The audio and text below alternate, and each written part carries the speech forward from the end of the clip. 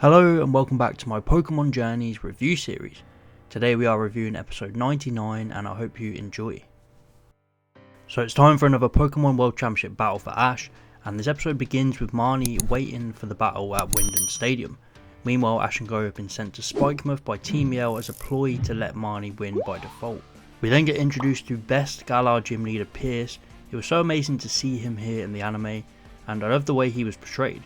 We also got a nice little moment with Pikachu and Toxtricity cancelling each other out with Thunderbolt. Pierce introduces himself and takes responsibility for Team Yell's shenanigans. He tells Ash that Marnie is his sister and that he'll drive Ash to the stadium so he's not late. We get a hilarious transition as they drive out in Pierce's motorbike. Pierce tells Ash to hold on tight, only to be driving really slow and getting overtaken by cars.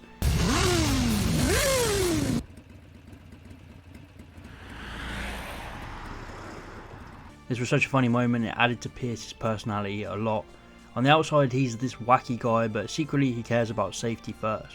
Pierce and Ash chat about Marnie and how she's entering the Pokemon World Championship to help out Spikemuth and try and attract people there. As Pierce doesn't use Dynamax, people aren't interested in going there. A very similar take on the story from the games, and it worked very well here. Ash arrives in Wyndon for the battle, tells Marnie about Team Yell's antics, and she goes crazy at them saying she wants a fair battle. Also a cute moment with Pikachu and Morpeko meeting each other. Pierce arrives to watch along with Go, who is left to get a Corviknight taxi all by himself. We learn that Marnie is ranked 29th and Ash is of course 36th, so this is a very close matchup in terms of rankings. I was surprised that Marnie was higher than Ash going into this. I thought she would have been around the 40s or something. So it was a 1v1 battle and I just loved everything about the setting here. You had Team Yell cheering Marnie on, and then a large portion of the crowd cheering Ash on as well. It felt like the perfect setting for an ultra class battle. Ash sends out Gengar and Marnie brings out her Grimmsnarl, and for the most part this battle was really solid. There's not too much craziness they can do with a one-on-one, but I thought this went quite well. They used Dynamax quite nicely, with Marnie using it first and her 3 turns expiring while Ash still had an extra turn left. There was also a great moment where just before Ash's Gigantamax expires, Marnie goes for a face-on attack and Ash just tells Gengar to straight up eat Grimmsnarl, which was hilarious. We get some nice back and forth, both Pokemon revert back to normal, and then Gengar finishes up with a Shadow Ball. I was just really glad that we got to see Gengar in its element, its first Gigantamax battle here after mastering it with Alistair, and it finally got a win. Also Alistair was seen watching this battle from his gym, which was a very nice touch. So Ash wins the battle and ranks himself up to 15th, a pretty big jump there. Ash is now technically the 15th best trainer in the world, which I can definitely see.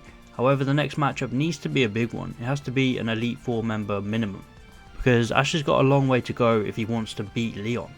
So this episode was great. I found myself loving most Galar focused episodes because we haven't seen enough of these characters, so every time we do it works. Haven't spoke much about Marnie. She didn't really steal the show for me, but she definitely made for a good battle and some nice moments. However, Pierce really stood out for me in this episode. I loved his personality and his interactions with everyone.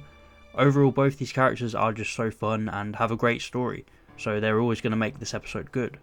However, I am worried that we might not see much of them anymore. I wish we got a few more hints towards Ash versus Pierce, and maybe some alluding to Pierce being stronger than Marnie, but I didn't really get that vibe. So overall this episode was great, not really any complaints. It progressed the story nicely, gave us 2 of the best Sword and Shield characters, and I just really enjoyed it, so it gets a 9 out of 10. Let me know your thoughts. What is your rating out of 10? Please like and subscribe if you enjoyed, and I'll see you next time.